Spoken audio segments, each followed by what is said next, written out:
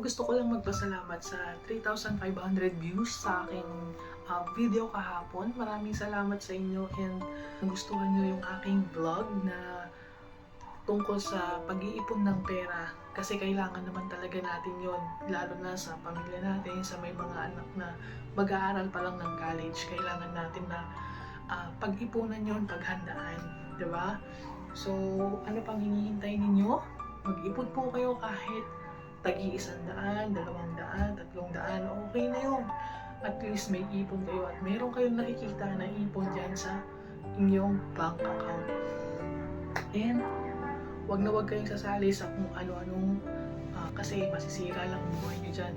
Kung gusto niyo mag-ipon sa sarili ninyong diskarte.